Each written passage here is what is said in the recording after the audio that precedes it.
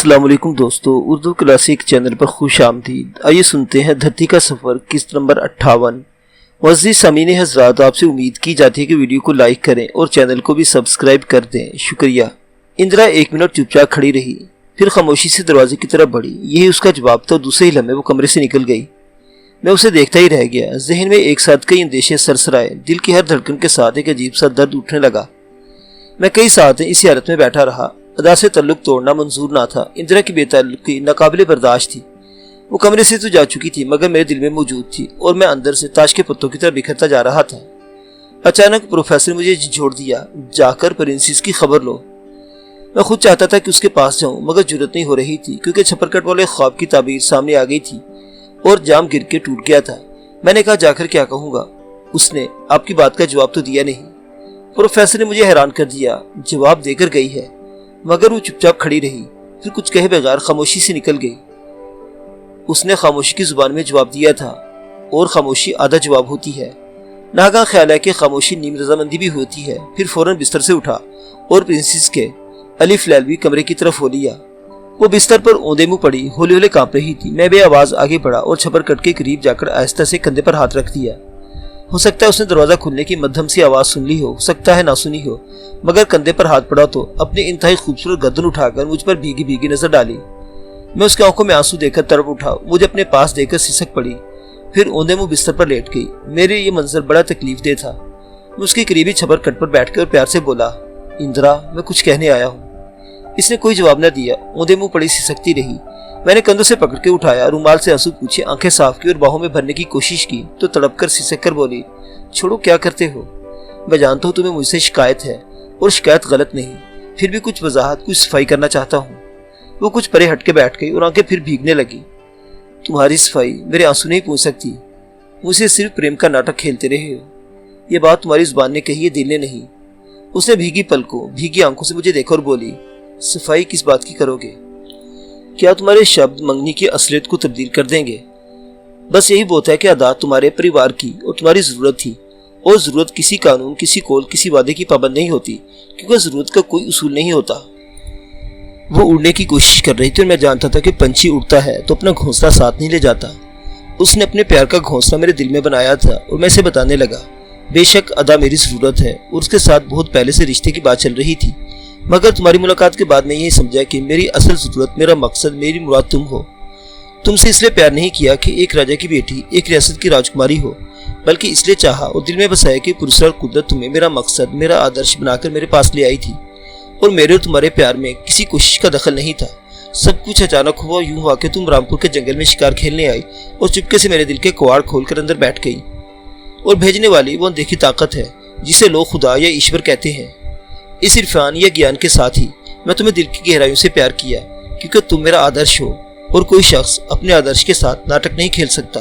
वो तवज्जो से मेरी बात सुनती रही, फिर उज़र निकाला, तुमने अदा से मंगने वाली बात मुझसे क्यों छुपाई? तुम्हारे साथ प्रेम और लगन भी अचानक हुआ। अदा के साथ मंगनी भी एक ही हो गई। फिर भी तुम्हें बताना चाहता था, मगर बता ना सका। तुम नहीं जानते मेरी पोजीशन कितनी खराब हो गई है। क्या हुआ तुम्हारी पोजीशन को? तुम्हारे जैसे कुछ हुआ ही नहीं। फिर कहने लगी, मैं तुम्हें बताना नहीं चाहती, मगर अब बताना चाह रही हूँ कि मेरे साथ नाता करने वाले बहुत थे। कई ठाकुर मेरी चाहत रखते थे, पर शरी महाराज ने उनसे किसी को मेरे लायक नहीं समझा। हाँ, एक महाराजा के लिए मुझसे बात की। महाराजा का नाम भी बड़ा था, रियासत भी बड़ी थी, और इसे नाता करके शरी महाराज साहिब जी की राजनीति को बड़ा फायदा पहुंचता था। उनकी ख्वाहिश थी मैं महाराजा से नाता मान लूं, मगर मैंने इसलिए इनकार कर दिया कि उसके रनवास में एक रानी पहले से थी जिसकी कोख हरी न हो सकी। महाराजा इसलिए मुझसे ब्याह करना चाहता था कि उसके बच्चे की मां बनूं। उम्र का भी बड़ा था। मैंने शरी महाराज की जिद पूरी करने के लिए महाराजा की उम्र का झगड़ा नहीं डाला, सिर्फ ये शर्त रखी कि पहली रानी को छोड़ दे तो उसके साथ ब्याह कर लूंगी। मगर महाराजा ने मेरी शर्त नहीं मानी, क्योंकि रानी ऐसी रियासत से संबंध रखती थी जिसे महाराज नाराज नहीं कर सकता था। शरी महाराज ने मुझे समझाया कि राजों महाराजों के रनवास में कई रानियां होती हैं, मगर राज वही करती है जो सबसे प्यारी हो, और मैं चूंकि बड़ी सुंदर और जवान हूँ, इसलिए महाराजा मेरी ही बात मानेगा। मैं पहली रानी को छोड़ने की शर्त न रखूं। मैंने शरी महाराज की एक न माने साफ इनकार कर दिया कि सोतन पर नहीं जाऊंगी। वो चुप हो गए। रामपुर के शिकार से लौटी तो उनसे तुम्हारे बारे में बात चलाई। विष्णु मंदिर में लगन का किस्सा सुनाया, राणा सफदर की गवाही दिलवाई, ठाकुर अजीत सिंह और रघु राय से कहलवाया कि मियां बादशाह का नसीबा बहुत ऊंचा है। दीन धर्म की बात भी हुई। और मैंने कह दिया कि नारी का धर्म उसका प्रेम और उसका पति होता है। ये भी कहा कि महाराजा मेरी खातिर एक रानी नहीं छोड़ सकता था, तुम मेरी पूरी दुनिया छोड़ सकते हो। तुम्हें मालूम नहीं शरी महाराज को मनाने के लिए मैंने क्या क्या जतन किए, पर ये नहीं जानती थी कि यहाँ भी मेरी एक सौतन होगी। खुद सोचो मैं कहाँ खड़ी हूँ। जिस हाथ से निवाला मुंह में डाला जाता है उसे कोई काट नहीं खाता, मगर मुझे अपनी उंगलियां चबाना पड़ रही है। और सचमुच अपनी उंगलियां काटने लगी। मैंने उसका हाथ पकड़ और पूछा, क्या चाहती हो कि मैं अदा से मंगनी तोड़ दूं? तुम मंगनी नहीं तोड़ सकते। अगर तोड़ भी दोगे तो तुम्हारा परिवार मुझे तुम्हारी दुल्हन नहीं अपनी दुश्मन समझेगा, और मैं दुश्मन बनकर तुम्हारे घर नहीं जाना चाहती। मैंने गौर किया, उसकी बात में वजन था। अदा से मंगनी तोड़ना मुमकिन ही नहीं था। इधर प्रिंसेस इंदिरा से अलैदगी भी मेरे बस में नहीं थी। मैं 2 कश्तियों में सवार और 2 हिस्सों में बट रहा था। परेशान होकर बोला, पोजीशन मेरी भी खराब है, तुम महाराज से और मैं तुमसे शर्मिंदा हूँ। मुझे कुछ सूझ नहीं रहा कि क्या करूँ और क्या कहूँ। बात बिगड़ गई थी और सारे पत्ते बेकार नजर आ रहे थे, मगर नागहा ख्याल आया कि अब एक कार्ड मेरे हाथ में है। मैंने वही कार्ड फेंका। क्या भगवान पर, ईश्वर पर विश्वास रखती हो? उसने चौंक कर मेरी तरफ देखा। क्यों नहीं रखती? फिर जो कुछ हुआ उसकी मर्जी से हुआ। वो चाहता था पहले तुम्हारे साथ मेरा लगन हो, फिर अदा के साथ मंगनी हो। अगर मैं तुम्हारे लिए अदा से मंगनी तोड़ती या उसकी खातिर तुम्हें छोड़ दिया तो ये तुम्हारे भगवान की मर्जी के खिलाफ होगा। वो हैरत ज़दा से बोली, भगवान की मर्जी के खिलाफ कैसे होगा? ये तो मानती हो ना, मेरे तुम्हारे लगन में हमारी मर्जी का दखल नहीं था, न हम लगन के इरादे से विष्णु मंदिर में गए थे। चलो ये बात मानती हूँ। फिर ये कि साधु महात्मा ने आपसे आप लगन कर दिया, नाता जोड़ दिया और बताया कि ये नाता मैंने नहीं विष्णु भगवान ने जोड़ा है। ये बात तो खुद भी मुझे याद दिला चुकी थी। अब मैंने बात दोहराई तो चौंकी और कहने लगी, हाँ अब यही लगता है हमारा नाता विष्णु भगवान की मर्जी से हुआ था। फिर विष्णु की मर्जी से होने वाला नाता तुम कैसे तोड़ सकती हो? विष्णु भगवान ने तुम्हारा नाता मुझसे किया था, अदा से तुम्हारी मंगनी नहीं की थी। मंगनी भी इसी की मर्जी से हुई और इशारा विष्णु के साधु महात्मा ने दिया था। वो फटी फटी आंखों से मुझे देखने लगी। कब दिया था इशारा? तुम्हें याद होगा जब हम विष्णु मंदिर से बाहर आए और कट रूप की ऊंची बाढ़ से निकल रहे थे, साधु महात्मा ने मुझे ठहरा लिया था।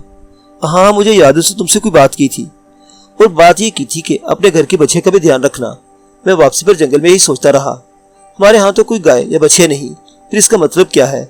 जहन सुरैया की तरफ गया, शायद इसका ध्यान रखने की हिदायत की गई, मगर सुरैया को कोई मसला ज़ेरे बहस नहीं था। फिर ख्याल आया घर की बच्चे से मुराद रोशन आरा अदा है, जिसके साथ मेरे रिश्ते की बात चल रही है, और उसका ध्यान रखने की हिदायत इसलिए की गई है कि कहीं तुमसे नाता जोड़कर मैं अदा से गाफिल न हो जाऊं।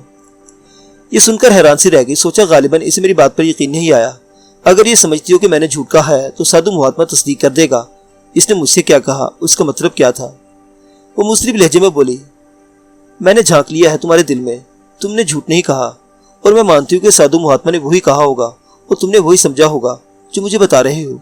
फिर ठहर कर कहने लगी, मगर हैरान इस बात पर हूँ कि साधु महात्मा ने विष्णु भगवान की मर्जी से मेरा तुम्हारा लगन तो कर दिया, तुम्हें अदा से मंगनी का इशारा क्यों दिया?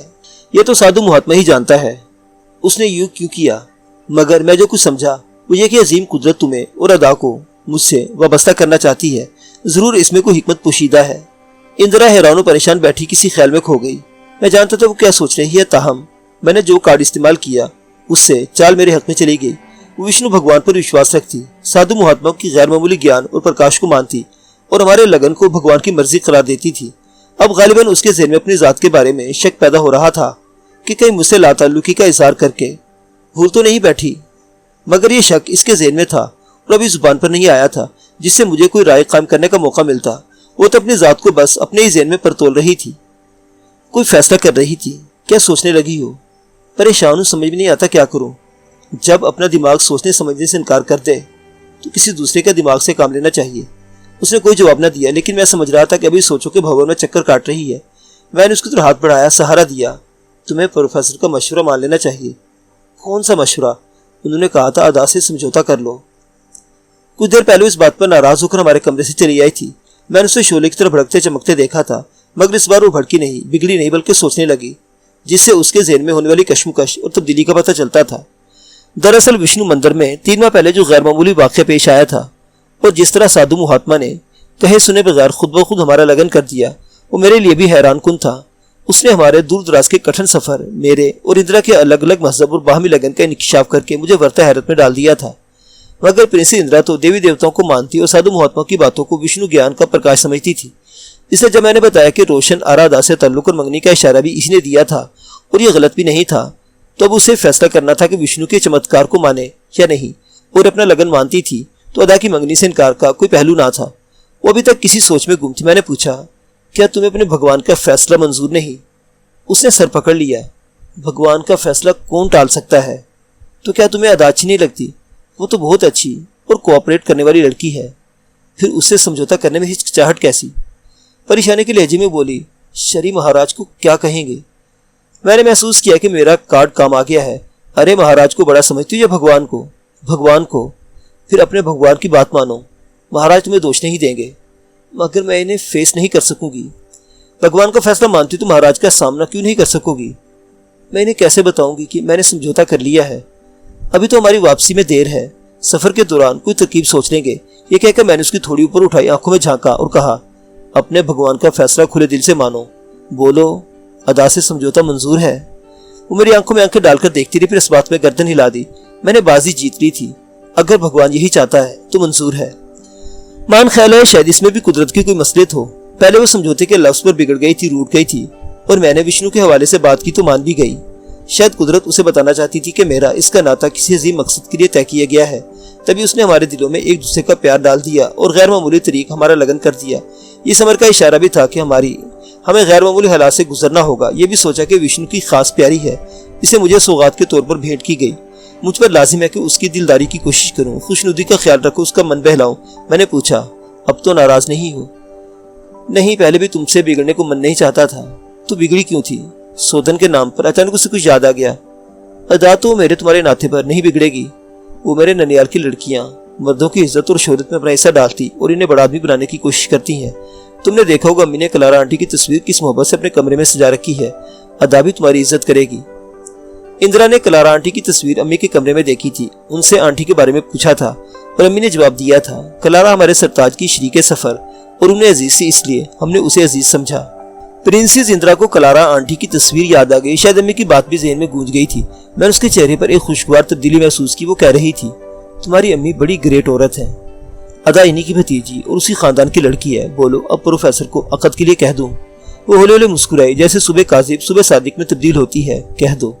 मैं छबरकट से उठा, उसे भी उठाया। मेरे साथ आओ, तुम्हारे सामने बात होगी। अब वो प्रोफेसर के सामने जाते हुए हिचकिचा रही थी, शर्मा रही थी, मगर प्यार से हाथ पकड़ा तो मेरे साथ होली। मैं अपने कमरे में उसे लाकर प्रोफेसर के सामने खड़ा कर दिया। प्रोफेसर में दिलचस्पी की नजरों से देखा, समझ गए इसे मना लाया हूँ। वो खामोश खड़ी थी। मैंने कहा, पहले बहू की तरह मेरे उस्ताद को सलाम करो। इंदिरा ने अवध की तहजीबी अंदाज में अपना हाथ पेशानी तक ले जाकर सलाम किया, फिर राजस्थानी रीत के मुताबिक झुककर प्रोफेसर के पांव छू लिए। अब सूरत हाल पूरी तरह वाज़ेह हो गई थी। उन्होंने इंदिरा के सर पर शफकत का हाथ रखा और दुआ दी। मैंने बताया, हम चाहते हैं आज ही हमारा अकद हो जाए। ये तो बड़ी मुबारक बात है, मगर लड़की का बाप या वली होता है। प्रिंसेस इंदिरा का वली कौन होगा? राणा सफ्तर। मैंने इंदिरा की तरफ देखा। नहीं, ठाकुर अजीत सिंह। उसने मेरे बॉडीगार्ड का नाम पेश किया और साथ ही शर्त लगाई, इस्लामी तरीक से अकद होगा तो हिंदू राज के मुताबिक फेरे भी होंगे। मैं शर्त पर हैरान रह गया। दरअसल हर मजहब ने मर्द औरत के अकद या बाहमी ताल्लुक के लिए अलग अलग तरीका राइज किया है, जिसे प्रोफेसर असलम ने शरीफाना समझौता करार दिया था। मैंने कहा कि इस्लामी रस्म को सबसे बेहतर समझता हूँ, जिसमें अफ्रीकैन को अपनी रजामंदी के इजहार का मौका मिलता है और कौलो करार के बाद एक दूसरे के पाबंद हो जाते हैं। मगर प्रिंसेस इंदिरा का ख्याल था कि फेरे ही इस बंधन और ताल्लुक को पक्का करते हैं। प्रोफेसर उसकी शर्त सुनकर मुस्कुरा दिया। अमजद की तरह आप भी पक्का बंधन चाहती हैं? मुझे आपकी शर्त पर कोई एतराज नहीं। इसी लम्हे दरवाजा खुला और चौकीदार नाश्ता लेकर आ गया। बारिश रात ही बंद हो गई थी, मगर आसमान पर बादलों के झमघटे थे और लग रहा था अभी सवेरा ही है। हालांकि 9 बज गए थे। नाश्ते के दौरान अकद की रस्म के लिए शाम का वक्त मुनासिब समझा गया, जब दो वक्त बाहम गले मिलते हैं। मुअज़्ज़िज़ सामीन हज़रात, धरती का सफर अभी जारी है। बकिया वाक़यात अगली किस्त में देखते रहिए उर्दू क्लासिक। अल्लाह हाफिज।